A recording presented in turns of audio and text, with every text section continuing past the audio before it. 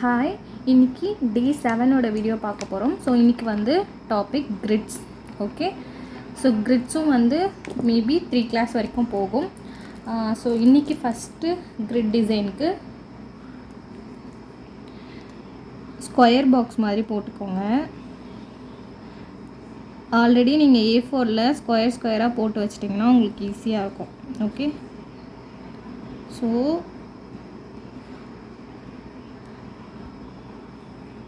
Okay, நான் இதுலேயே 4 design சொல்லி தந்துடுறேன். நீங்கள் ஆனால் தனித்தனியாக போடணும். ஓகேவா? So first one vertical line. Okay,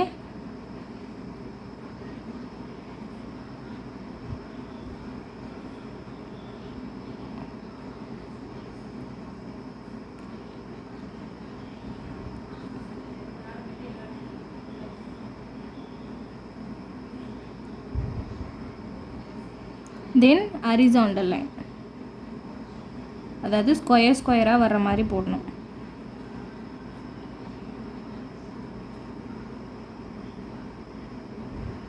இதுக்கு மெஷர்மெண்ட்லாம் எதுவும் கிடையாது. ஓகே, குட்டி குட்டியாக வர்ற அளவுக்கு நீங்கள் போட்டுக்கோங்க. அதுதான் உங்களோட மெஷர்மெண்ட். பார்க்குறதுக்கு ரொம்ப குட்டியாக இருக்கணும். இப்போது இதுக்குள்ளே நீங்கள் டாட் வைக்கணும் எல்லா பாக்ஸ்லேயுமே.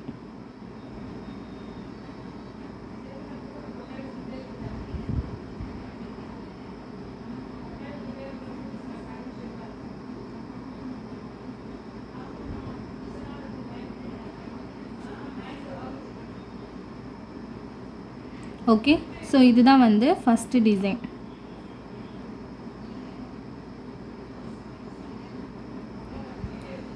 ஓகேவா? ஸோ செகண்ட் ஒன் சேம் இதே தான், பட் டயக்னல் லைன்ஸில் பண்ண போகிறோம். ஓகேவா? ஃபஸ்ட்டு டயக்னல் லைன்ஸ் போட்டுக்கோங்க. சேம் கிட்ட போட்டுக்கோங்க.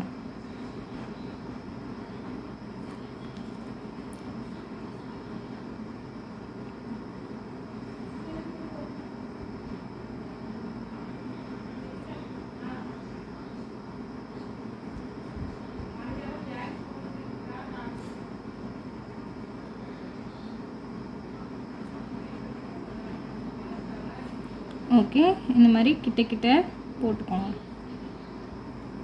சேம் தான், அதே தான், பட் டயக்னலாக போடுறோம். போட்டுட்டு உள்ளே டாட் வைக்க போகிறோம், அவ்வளோதான்.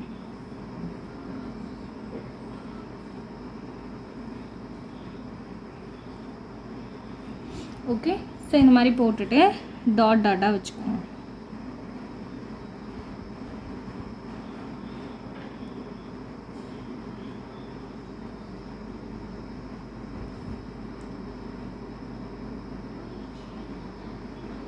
நீங்கள் டாட் கொஞ்சம் நீட்டாக வைங்க. நான் வீடியோ லென்த் ஆகிடக்கூடாதுன்றதுக்காக அவசரமாக வைக்கிறேன். பட் நீங்கள் நீட்டாக இருக்கணும்.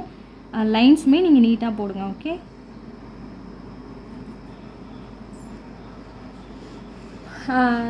தேர்ட் டிசைன் சேம் இதே தான், லைன் அண்ட் டாட் தான். பட் இப்போ யூஸ் பண்ண போகிற லைன் வந்து ஜிக்ஸாக் லைன். ஓகே, இதில் நம்ம வெறும் டயக்னல் மட்டும் பார்க்கலாம். டயக்னல் ஜிக்ஸாக் லைனாக போடுங்க.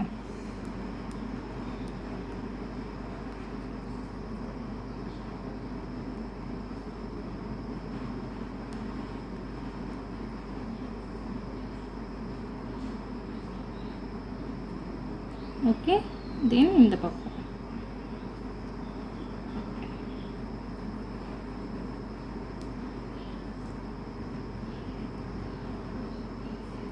ஓகே, இந்த மாதிரி டயக்னல் லைன்ஸ் போட்டுட்டு அதுக்கு உள்ள சேம் டாட்.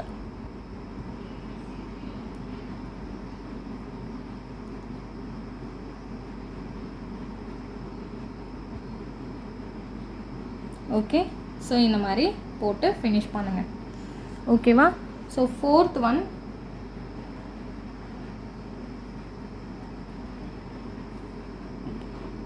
திரும்பவும் வெர்டிக்கல் லைன்ஸ். இதோட கேப் கொஞ்சம் பெருசாக இருக்கலாம். ஆக்சுவல் இந்த சைஸை விட கொஞ்சம் பெருசாக இருக்கலாம். ஓகேவா?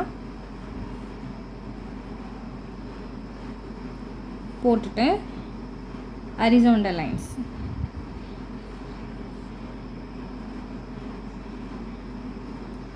ஓகே, இப்போ என்ன பண்ண போகிறோன்னா, இப்போ லைன் வந்து ஒரு இடத்துல வந்து ஜாயின் ஆகுது பார்த்தீங்களா, அந்த இடத்துல வந்து நீங்கள் டாட் வைக்க போகிறீங்க. புரியும்னு நினைக்கிறேன். லைனும் அதாவது ஹரிசாண்டல் லைனும் வெர்டிக்கல் லைனும் ஜாயின் ஆகிற இந்த இடத்துல டாட் வைக்கணும். ஓகே, அண்ட் எப்பயுமே வந்து கிரிட்ஸ் போடும்போது இந்த மாதிரி சைடில் எண்ட் ஆகுறதுல எந்த இப்போ டாட் யூஸ் பண்ணுறீங்களோ இல்லை லைன் யூஸ் பண்ணுறீங்களோ இல்லை சர்க்கிள் யூஸ் பண்ணுறீங்களோ எதுவாக இருந்தாலும் அங்கேயும் போட்டு தான் நீங்கள் ஃபினிஷ் பண்ணணும். சென்டர் மட்டும் நம்ம வந்து ஃபோக்கஸ் பண்ணக்கூடாது, சைடையும் சேர்த்து ஃபோக்கஸ் பண்ணணும். ஓகே, ஸோ எல்லா சைடுமே நீங்கள் வந்து வச்சுருக்கணும். ஓகேவா? ஸோ இது வந்து 4th டிசைன். நெக்ஸ்ட்டு இன்னொரு 4 படிச்சிடலாம்.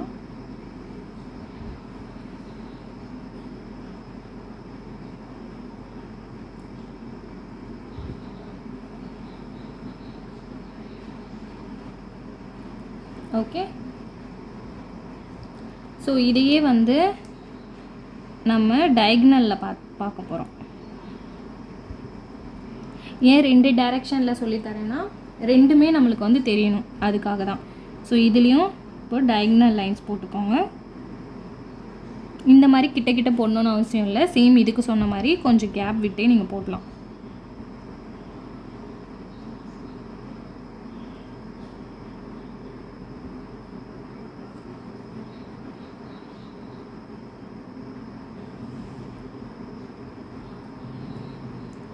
நீங்கள் போட போகிறது இந்த டயக்னல் லைன்ஸ் ஸ்கொயரில் தான் வரணும், ரெக்டாங்கிளில் போயிடக்கூடாது. அதை மட்டும் நீங்கள் ஞாபகம் வச்சுக்கோங்க. ஓகே, இந்த மாதிரி உங்களுக்கு நீங்கள் டயக்னலாக போடும் போதும் ஸ்கொயர் தான் உங்களுக்கு வரணும், ரெக்டாங்கிள் வந்துடக்கூடாது. அதுக்கேற்ற மாதிரி மெஷர்மெண்ட் கரெக்டாக செக் பண்ணிவிட்டு போடுங்க. ஓகே, தென் ஜாயின் ஆகிற இடத்துலலாம் டாட் வைக்க போகிறீங்க.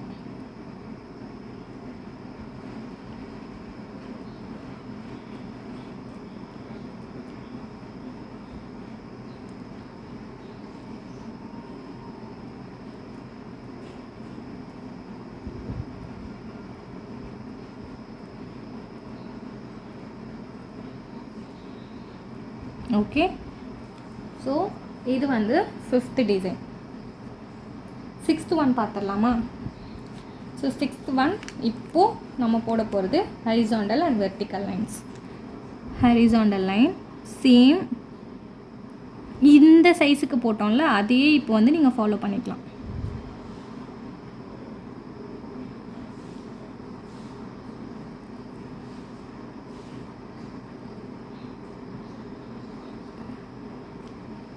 ஓகே, இந்த மாதிரி போட்டுட்டு தென் இப்போது இந்த பாக்ஸ் ஃபில் பண்ணுறோம், ஃபஸ்ட் பாக்ஸ். ஓகேவா? நெக்ஸ்ட்டு இந்த பாக்ஸை விட்டுட்டு 3rd பாக்ஸ் ஃபில் பண்ணுறோம். நெக்ஸ்ட்டு இந்த பாக்ஸை விட்டுறோம், கீழே இந்த பாக்ஸை விட்டுட்டு இந்த பாக்ஸை ஃபில் பண்ணுறோம். ஓகேவா? செக்டு டைப்பில், அதாவது மேலே இருந்தே வாங்க. நீங்கள் ஒன்று விட்டு ஒன்று பண்ணணும், திரும்பவும் ஒன்று விட்டு ஒன்று பண்ணணும். கீழே ஸ்டார்டிங் இப்போ நம்ம இங்கே ஃபில் பண்ணியிருக்கனால இதை விட்டுறணும், இங்கே ஃபில் பண்ணலைன்னா இங்கே ஃபில் பண்ணியிருக்கணும். புரியுதா? நான் கன்ஃபியூஸ் பண்ணலைன்னு நினைக்கிறேன். அண்ட் நான் கன்ஃபியூஸ் பண்ணியிருந்தாலும் வீடியோ பாருங்கள், உங்களுக்கு நான் பண்ணுறதுலேயே கிளாரிஃபை கிடைக்கும். ஓகேவா? தென் இப்போ இங்கே பண்ணக்கூடாது, இந்த இடம் ஃப்ரீயாக இருக்குது, ஸோ இங்கே நான் ஃபில் பண்ணிக்கிறேன். அண்ட் கலர் அடிக்காதீங்க. அந்த ஆல்ரெடி நான் சொன்னேன் பார்த்தீங்களா, ஷேப் வைஸ் போங்கன்னு சொல்லிவிட்டு, அந்த மாதிரியே போங்க.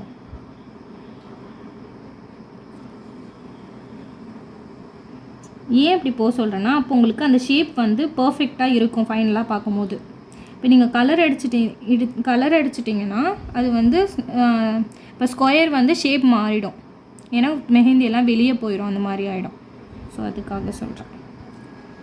ஓகே, ஸோ இது வந்து 6th ஒன்.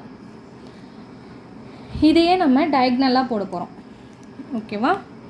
ஸோ லைன் போட்டுக்கலாம். 1 2 3 4 and 5. 1 ஸ்கொயர் மெயின்டைன் பண்ணுங்கள்.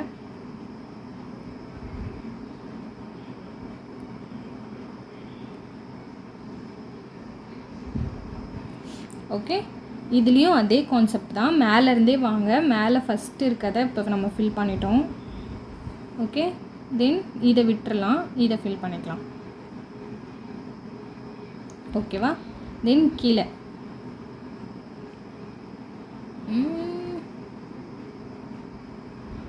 சாரி மேலே வந்து இருக்கிற 3யும் வந்து நீங்கள் ஃபில் பண்ணிக்கோங்க. ஏன்னா இது கார்னர்ஸ் இல்லையா? ஸோ இப்போ என்ன பண்ணணும்னா கீழே இருக்கிற, அதாவது இந்த 2 பாக்ஸ், இந்த லைனை விட்டுறணும். இதில் மேலே இருக்கிற பாக்ஸை ஃபில் பண்ணியிருக்கணும், கீழே இருக்கிறத அப்படியே விட்டுறணும். 3rd பாக்ஸ் இது. ஓகே, இது ஃபஸ்ட் ஒன். இந்த இருக்குது பாருங்கள், இது செகண்டு, இது 3rd. இப்போ நம்ம 3rd ஃபில் பண்ணுறோம்.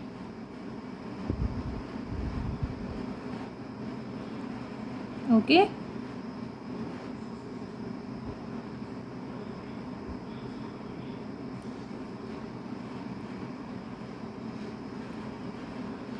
ஓகே, நெக்ஸ்ட் எதை விட்டுறணும்? அதுக்கு கீழே இருக்கிற இந்த லைனை விட்டுறணும். ஓகேவா? இந்த லைனுக்கு ஃபில்லிங்ஸ் கொடுக்கணும்.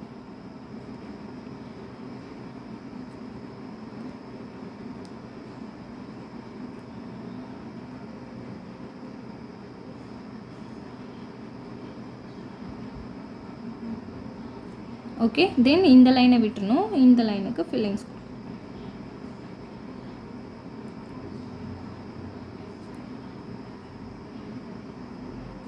ஓகேவா? புரிஞ்சிருக்கோன்னு நினைக்கிறேன். அதாவது இங்கே ஒரு ஹரிசாண்டல் லைன், இங்கே ஒன்று 3 4 5 6 7, அதாவது இப்படி லைன் போட்டோம் அப்படின்னா லைன்ஸ் எல்லாமே மீட் ஆகிற பாயிண்ட்ஸ் நான் வந்து போட்டிருக்கேன். ஸோ ஃபஸ்ட்டு இருக்கிற ஹரிசாண்டலான அந்த டயக்னல், அந்த ஸ்கொயருக்கு நான் வந்து ஃபில்லிங்ஸ் கொடுத்துருக்கேன். செகண்ட் இந்த இருக்குது பார்த்தீங்களா, இது எல்லாமே நான் ஃபில்லிங்ஸ் கொடுக்கல, அப்படியே விட்டுட்டேன். 3rd ஒன் இங்கே இருக்குது, ஸோ அதுக்கு எல்லாத்துக்கும் நான் கொடுத்துட்றேன். 4th ஒன் திரும்பவும் நான் விட்டுடுறேன். 5th ஒன் கொடுத்துருக்கேன், 6th ஒன் விட்டுருக்கேன். ஓகே, ஸோ இதுதான் மெத்தட். ஸோ இன்றைக்கி லாஸ்ட் ஃபைனல் டிசைன் ஒன்று பார்த்துடலாம். அதுக்கு டயக்னல்லே பார்க்க போகிறோம். இந்த டிசைன் 2 3 4 5 and 6. 1 2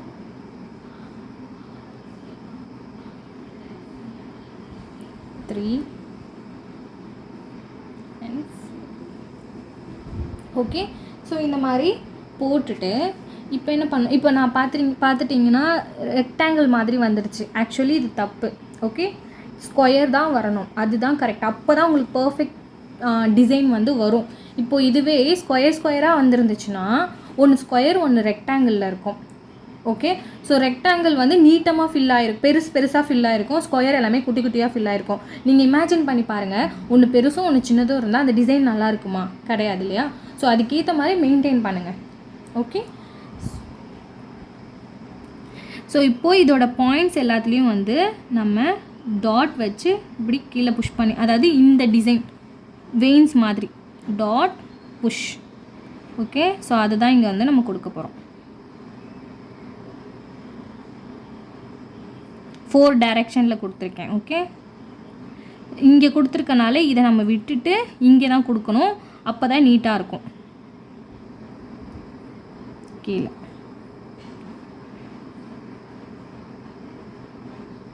இந்த டிசைனில் நீங்கள் பக்கத்தில் கொடுத்தீங்கன்னா டிசைன் ஆக்வர்டாக சேஞ்ச் ஆகிடும். ஸோ நீங்கள் பார்த்து கொடுக்கணும்.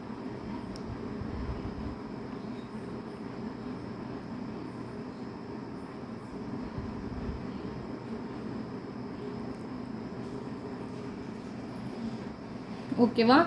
ஸோ நான் என்ன பண்ணியிருக்கேன் அப்படின்னா,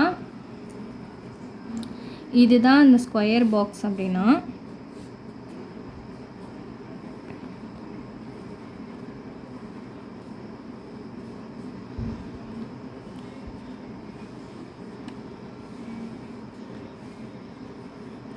ஓகே, ஃபஸ்ட்டு மேலே இருக்கிறதுல இங்கே ஸ்டார்ட் பண்ணுறேன்.